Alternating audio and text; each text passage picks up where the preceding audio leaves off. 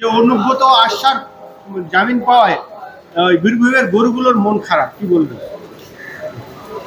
দেখুন, গরুগুলো মন খারাপ কি গরুর যারা ডাকায় তাদের মন খারাপ কি যারা পাচন খেয়েছে তাদের মন খারাপ সেটা আমি জানি না। তবে এটুকু ঠিক যে গরু পাচারকারী বাংলাদেশি তো গরু পাচার, বাংলাদেশে গরুগুলো আর যেতে পারছে না। অনেক দিন পর অনুব্রত এসেছে, তাই গরুগুলো একটু বাংলাদেশের হাওয়া খাবার জন্য হাম্বা করছে কিনা আমার জানা নেই। ধর্মতলা বেশ কয়েকটি অঞ্চল বউবাজার রাজ্য সরকার এই পুজোর মরশুমে 163 ধারা, মানে 144 ছিল আগে, সেটাকে 163 ধারা করেছে, 5 জনের বেশি জমায়েত করতে পারবে। তাই নিয়ে কিন্তু আজকে কলকাতা হাইকোর্টে মামলা হয়েছে, কি বলবেন? দেখুন, আরজি করের ঘটনা নিয়ে, আরজি করের তিলোত্তমার ঘটনা, যে বাংলার বুকে রাত জেগে মায়েরা, বুবুরা, খালারা, মাসিরা, আপারা যে রাত জেগে we want justice, we demand justice যে আন্দোলনের ধারা দেখিয়ে দিয়েছে। এটা 42 সালে স্বাধীনতা আন্দোলন এরকম আন্দোলন হয়নি। এবং বাংলার বুকে শাসকের বিরুদ্ধে আম জনতার যে আন্দোলন সমস্ত রাজনৈতিক দলকে শিক্ষা দিয়ে দিয়েছে, একটা দিশা দেখিয়ে দিয়েছে, একটা ভিশন দেখিয়ে দিয়েছে। এটাতে মমতা ব্যানার্জি অনেকটা ভয় পেয়ে গেছে, অনেকটা। আজও কিন্তু ডাক্তারদের আন্দোলন উঠে গেছে, কিন্তু জনগণের আন্দোলন জারি আছে। সেই কারণে পুজোর মধ্যে আপনি দেখুন, টাকা মানুষকে দিলে মাটিতে টাকা ফেললেন, মাটি হাঁ করে যাবে। মা দুর্গার কাছে প্রসাদ চড়ান, মা দুর্গাও প্রসাদ খেয়ে। কিন্তু সেই যে পুজোর অনুকরণ 85,000 টাকা পুজো কমিটিগুলো একের পর এক কলকাতার বুকে যে টাকা ফেরত দিচ্ছে, রঞ্জিত মল্লিকের মতো বুনিদি ফ্যামিলি, অভিনেতা রঞ্জিত মল্লিক তার বাড়ির পুজো বন্ধ করে দিল। এরকম বহুত বুনিদি ফ্যামিলি এবারে পুজো কলকাতায় করবে না। তাই আন্দোলনের আবাস মমতা ব্যানার্জির এসবি আছে, এই যে আমি বক্তব্য দিচ্ছি, এখানে এসবির লোক ঘুরে বেড়াচ্ছে, আইবির লোক, আলী আফজল চাঁদ কি বলে, মমতা ব্যানার্জির কাছে রিপোর্ট চাই। ঠিক সেই রকম ভাবে এসবি আইবির মাধ্যম দিয়ে যে রিপোর্ট ওনার কাছে গেছে, সেই রিপোর্টে হয়তো বলেছে যে যে কোনো পুজোর সময় একটা গন্ডগোল হতে পারে। সেই কারণে উনি 4 থেকে 5 জন জমায়েত নিষিদ্ধ করার জন্য কলকাতা পুলিশ করেছে। এটা আমার ব্যক্তিগত একজন আইনজীবী হিসেবে ওপিনিয়ন। দেখুন, অনুব্রত মণ্ডল, তাকে ফিরহাদ হাকিম বাঘ বলছে, তাকে বীরভূমে বীরের সম্মান, ফুলের মালা, তাকে কাট আউট ইত্যাদি ইত্যাদি করছে। লক্ষণ শেঠ যখন বামফ্রন্ট ক্ষমতায় ছিল, এই লক্ষণ শেঠ জেলে ছিল। আমার এই হাইকোর্ট থেকে যখন জামিন পায়, তখন ও যখন মেদিনীপুরে ঢোকে, তাকে এত মালা পরানো হয়েছিল, লক্ষণ শেঠ তার বিয়েতেও অত মালা পড়েনি। কারণ সেই সময় বামফ্রন্ট ছিল, সরকারে বামফ্রন্ট ছিল, সে শাসক দলের নেতা ছিল। সেই কারণে সে জেল খেটেও ফুলের মালা পড়েছিল। আজকের দিনে এই অনুব্রত মণ্ডল তিহার জেল থেকে জেল খেটে বাড়ি এলো, তাকেও সম্বর্ধনা দিল। কারণ শাসক দল তৃণমূল ক্ষমতায়ন আছে, সেই কারণে আজকে তাকে সম্মান দিল। কিন্তু আপনারা খেয়াল করেছেন কিনা, এই শাসক দল, এই অনুব্রত মণ্ডল চেয়ারে বসে আছে, দুচোখ নয়নে অশ্রু ঝরছে। মমতা ব্যানার্জি 3 কিলোমিটার দূরে প্রশাসনিক সভা করলো, তার বাড়ি দিয়েও এলো না বা সভাতেও কোনো কথা বলল না, অনুব্রতের নামটা পর্যন্ত নিল না। সেখানে অনুব্রতের অ্যান্টি গোষ্ঠী তৃণমূলের কাজল শেখ, বীরভূম জেলার সভাধিপতি জেলা পরিষদের, তাকে পাশে নিয়ে মিটিং করল।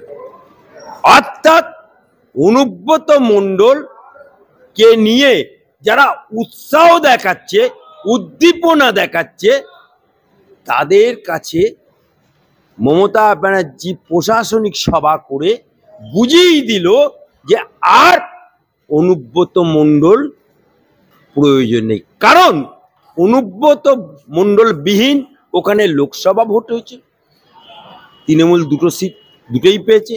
অনুব্রত মণ্ডল বিহীন ওখানে পঞ্চায়েত ভোট হয়েছে, জিতেছে।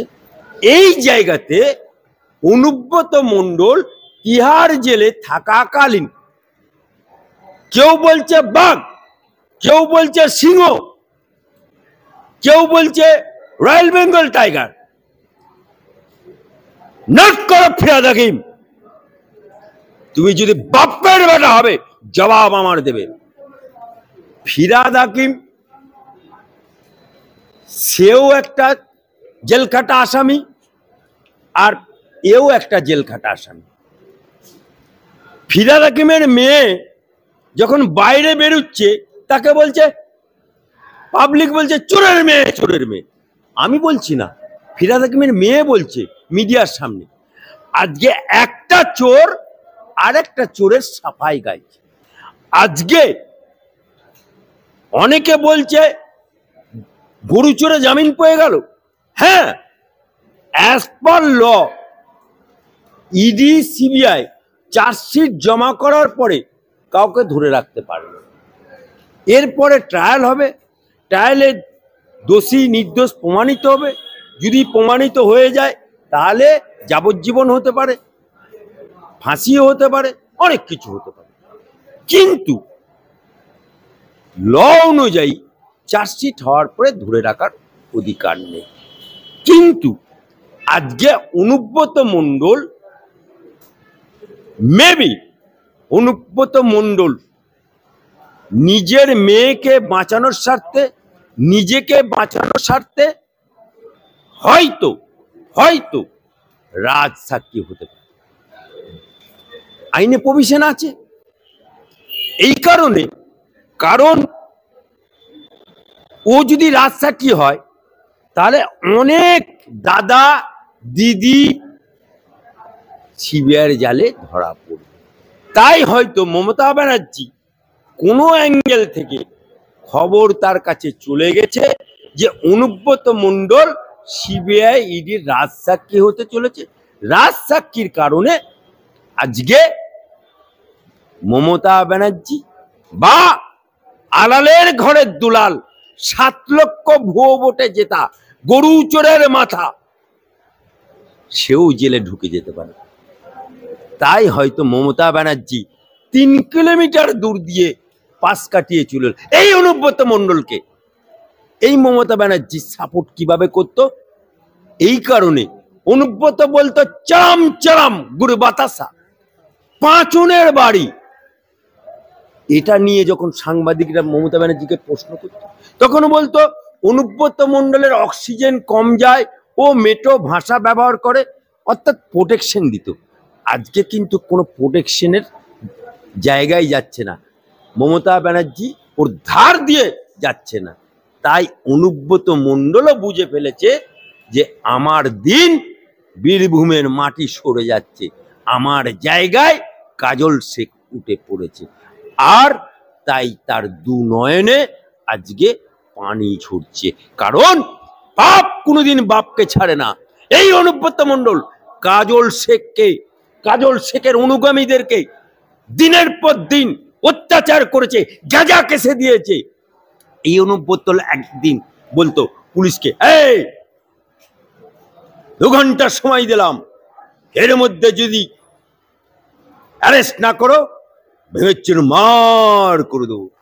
সেই অনুব্রত মণ্ডল আর সে অনুব্রত মণ্ডল নেই, কারণ ইডি সিবিআই ওর বিজনাত ভেঙে উপড়ে দিয়েছে। তিহার জেলে বাঁচাও সাধু বাবা বলো আর বাঁচতে পারেনি। তাই সাবানে কয়লা ময়লা সাবান দিয়ে ধুলে যায় না। অনুব্রত মণ্ডলের মেয়ের গায়ে যে তকমা লেগে গেছে, জেল খাটা আসামি। আপনারা দেখুন ছিনাল ঘোষ আজও পর্যন্ত যে মিডিয়ার সামনে বক্তব্য রাখে, ওই ছিনাল ঘোষ।